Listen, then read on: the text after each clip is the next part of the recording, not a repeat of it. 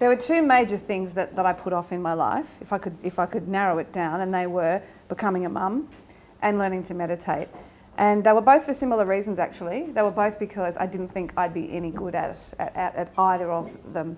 I'd tried to meditate for about 20 years, on and off. I did, a Buddhist meditation course at 21 and just went, no, that's not for me. And I tried CDs and I'd find my mind wandering, all the things probably a lot of us here have done. And had tried various courses and just kept getting that instruction. So all you do now is close your eyes and meditate.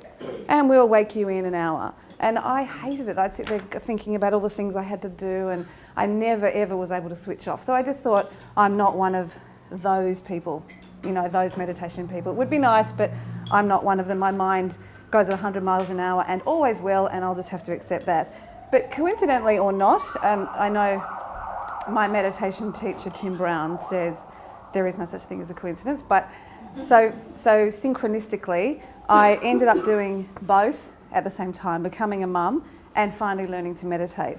And I think that that overlap was not coincidental. I learnt to meditate when I was about 5 months pregnant, as Zoe said. Now, the reason I put off being a mum for as long as I did, age 39, there's always longer, but that is pushing that fertility window. It wasn't only because I hadn't met the right man, although I did write a book about that, as you heard.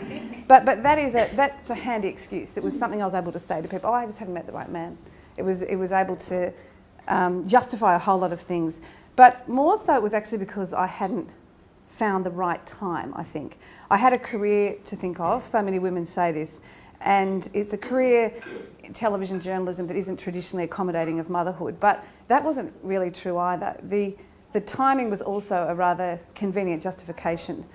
It was for myself, but also for those people who'd started to put the pressure on about why I hadn't met someone.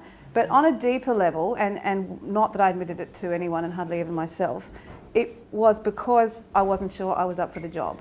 Motherhood to me was for other women, like meditation was for other people. It was for women who were natural nurturers, those women who cooked all their lives and they had their homes and emotional states in good order, and they'd done that since their late teens. And I, meanwhile, felt that I was really only just starting out on my own quest for inner peace, and I didn't think that I could be responsible for somebody else's happiness when I was still very much in the early days of doing that myself. I wrote an article at the time, I think I was probably about 38, for Madison magazine, and it was called Mother Doubts. And it was about my inadequacies I felt to mother another. I wrote, I'm not afraid of the inevitable onslaught of sleeplessness, disorganisation and career disruption. Of that I have been well warned. Nor do I balk at the whole philosophical shift of handing over my life to someone else. After 38 years of self-obsession, bring it on. It's just that, am I allowed to say this? I don't know I'll be any good at it. If only I had more time to prepare. So that's why I'm glad we actually have a deadline, women. I mean, women curse that deadline, but I think that if we didn't have that, I know that I probably would still be biding my time. We know that the deadline, of course, it's not finite, but there's this subtle whip cracking after that magical age of 35 when we're told we can't loiter on the sidelines forever. But I just kept hoping I had a lot more time because I needed to get ready. I had a lot of adapting to do, and I was relieved when I did get pregnant that I still had 8 months. And so what happened to me was that when I got pregnant, which luckily for us happened quite quickly, I was knocked for 6 by the most debilitating all-day sickness. If only it had just been the morning. It was not morning sickness for me. I threw up several times a day and was seasick for the rest of the day and just couldn't get past it. And the only thing I could get up for was to go to work.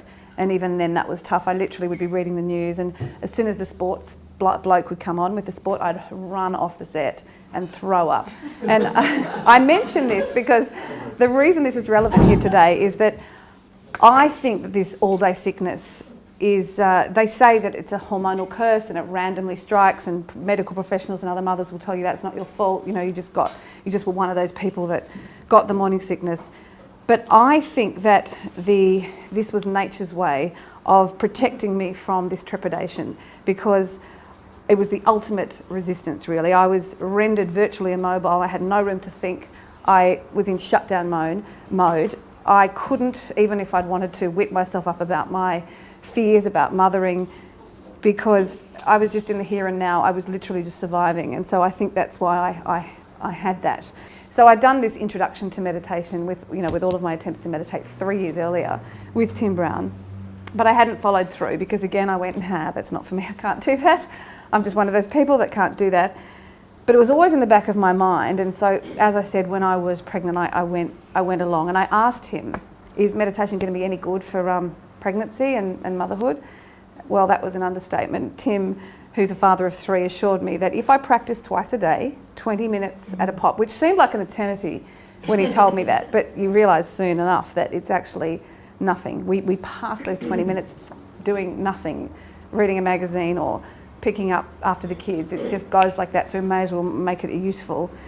But he said that if I did that, I would increase my chances of enjoying motherhood, and as a bonus, I would score a settled baby. He promised me that if I was to do this now, while the baby was still in my womb. He explained to me, and this is interesting, the science behind it, that when someone meditates, with correct guidance, of course, the body moves away from flight-fight chemistry, the adrenaline and the cortisol, to the production of serotonin and dopamine. That's well-being, healing chemistry, of course. So when that flows through the mother-to-be, or he says even the attempting mother, those trying to get pregnant, it opens the mind and body to willingly have this experience of pregnancy, childbirth and child rearing. And that is what happened to me. And he said that I would quite possibly get a healthy, settled baby in the process. So bring it on. It was worth a shot. I wanted to try it. So once I was given my mantra and started the course, it all seemed really easy, and I thought I must be doing something wrong. It's not meant to be this easy. But I was assured that the only thing we can do wrong is to resist. So I kept pushing through. After my second lesson, so I hadn't even started meditating yet, but just had a lesson, the teeth grinding I'd been doing for years and years. I just spent $300 on a mouth guard literally the week before because I'd had enough of that. Stopped like that and has never returned. I felt instant relief. I felt more positive. And most importantly, I started, as I mentioned, to get excited about becoming a mother. The other thing that happens was that during that first week of meditation, that first lesson, the baby inside me spoke to me for the first time. And I remember coming out of a session, and again, it was just my learning to meditate session, but this is how quickly it all started to happen. But I had a complete letter in my head from the baby to its daddy. I didn't know the baby's sex at the time. And it was about how it couldn't wait to sit on top of his daddy's shoulders and grip his hair. It makes me emotional thinking about it. And so I came out of that session and it was very clear. The words were so clear, and I just sat down and wrote it all out for the baby's daddy. And I felt like, I'm sure many of you have had this experience, but I really felt like they were not my words, even though I'm a writer. They were coming from somewhere else. It was not my letter. So I gave that to his dad, and makes me emotional again. And he needed to hear that at the time as well, you know. So it was all that channeling that was meant to happen, and that was, as I said, when I was still learning to meditate. So much more to come. Surely not every mother has to meditate or be doomed. It's not everyone's cup of tea, and not everyone finds the right teacher. And like me, people just sometimes don't get it and think it's for someone else. But I do think that the thing is, it is possible for all of us, every single one of us, to have a delightful parenting experience. We just have to want that, and we have to allow it. And parenting is a great teacher. It gives us that undeniable access to elements of enlightenment. You don't need meditation to get it. For example, motherhood keeps us in the moment. As all parents would know, there's no better way to be present than to be at someone's beck and call and to be responsible for this other person. I'm a woman who morphed literally from reluctant mum-to-be to an all-embracing earth mother of 2. And I can honestly say, and I'm not ashamed to say it, that I have, and I shouldn't be ashamed to say it, but I have not had one moment with my 2 babies, and I've got 2 little ones under 19 months, of willing time away. I've not had one moment of resenting the disruption to my life. I had someone say to me when I had the first baby, "You will resent that cry." I don't resent it. I love it. I love the sound of my baby's cries, because it just means that they need us. That's all they're saying. I don't resent being up all night. I don't resent my career being put on hold. This is the most enriching, magical experience. I know that there'll come a time when I would give anything to be back holding my babies in my arms again. When my 2 boys forget to ring me and they're grown up and they're doing their own thing, I would love to just be holding them. So while I'm in the thick of it, right now I'm on the front line, I am going to relish every moment, and that's what I'm doing, and that's what I'm hoping other mothers can learn to do as well. And I'm surprising myself in all of that, but I've learnt that we choose how we react. It's not what happens. So many people said to me, you've just got an easy baby. No, he's normal, but I choose how to react to it. When he pulls everything out of the garbage bin or puts the camera in the griller, like he did the other day, or he smears banana on the walls, we know what they do. I'm not going to wish that away. I'm going to laugh at that. I do laugh at that. And I'm going to enjoy that because I'm going to want that back one day. None of this would have worked without meditation.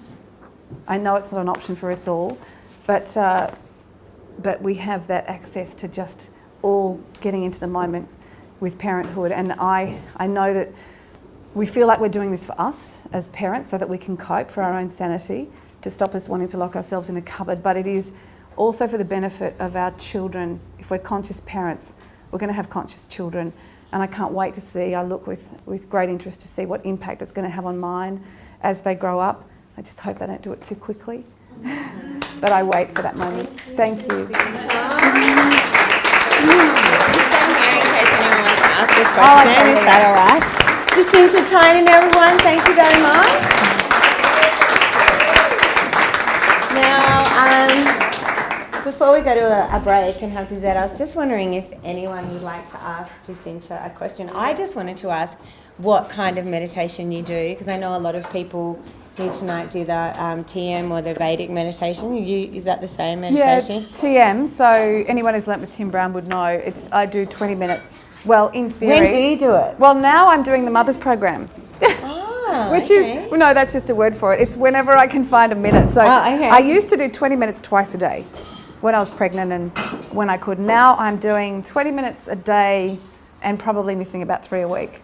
And then, that's all right. And I'm doing, I might go, I've got 5 minutes, I'll do that.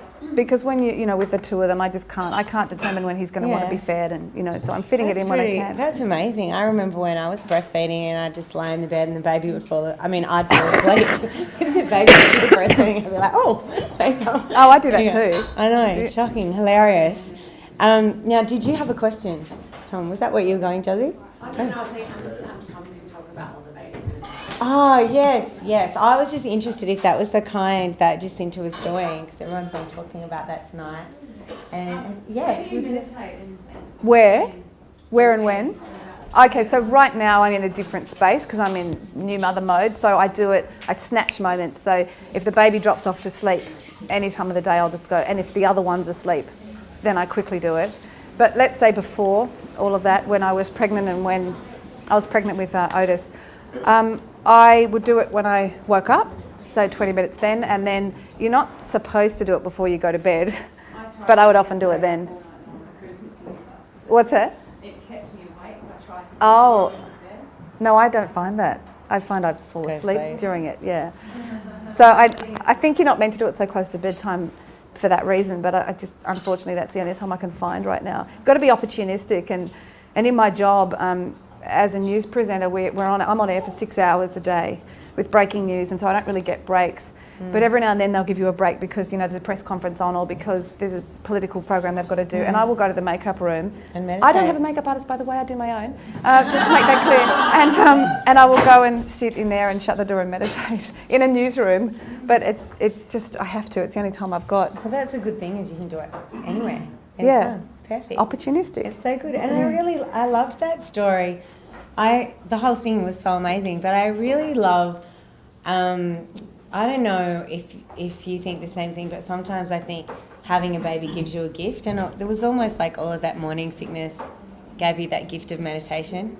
Do you know what I mean? Oh, yeah. It's like, I didn't think of it like that. It comes with all gifts. I know I was reading this thing tonight about my kids, and something that I'd written to them saying thank you for rescuing me, and I felt like they'd rescued me from, making this slow down and stop partying and being so selfish for a while. You know exactly what. I remember when I had that bout of depression, my mother said to me, if you had children, you wouldn't be able to do this. You'd have to get out of bed. You wouldn't have a choice. And of course, anyone who's had depression would know that that's not that easy just to snap out of it. But it's certainly true for now. I can't imagine myself getting depressed again because I have every reason to get up and to have a purpose in life. Jasper would not come inside today, and it was cold, and he wouldn't come in, and I had the baby in there crying who needed me, and so I'm running between the two, and you can open the gate and get out onto the road, so I got masking tape. I thought I was so smart, and I wrapped it around the thing so he couldn't open the gate, so then I thought I can just stay out there now because I don't have to worry because he's you know, and then he kept coming to the door and going, Mommy! So I'd come out and he wouldn't come in, and it just kept going, and I thought I was going to lose it, and it was like, for God's sakes, would you get inside? And then I thought, this is beautiful, look at him at the door. And so I'd do that, I just shift into it. Yeah. Just look at this moment, get into the moment. And how do you do that? Do you like go into your heart space? Like, I think it's just a decision, isn't it? Do you think that's come from the meditation? Yeah, I do. So it's almost like practice. Like the more you brush your teeth, there's stronger and less decay. So the more you meditate. No, well, it's true. The more you meditate, then you're going to get into that space more quickly. Because since I've started meditating, I know that the things that I would maybe normally react to, I wouldn't really think about. But now I'll react in a certain way, but then comes the judgment and I'm mad at myself because I know better. So then I'm practicing that, trying not to, what you're saying. Do you know what I mean? Yeah. It's getting, so I was just wondering if there was a little trick, how you get to it, you know, quickly. Because I'm still yelling. It's just a decision. Yeah, it doesn't mean. Get in here, you little buggers! Get the hiding of a lifetime. Let me just write that down.